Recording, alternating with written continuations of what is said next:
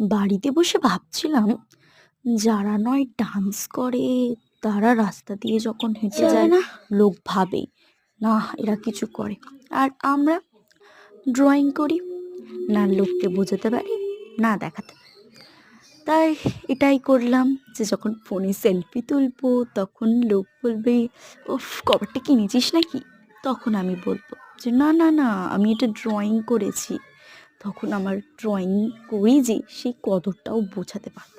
নাহলে ড্রয়িং করি লোক জানেই না ড্রয়িং যে একটা আর্ট, লোক সেটা বুঝতেই পারে না।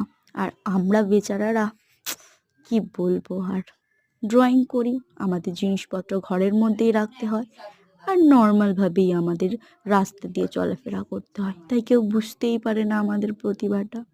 আচ্ছা, যারা যারা ড্রয়িং করো আমাকে একটু কমেন্ট করে জানিও তো আমার মতন দুঃখ কাদের হয়। আজকের মতো বাই।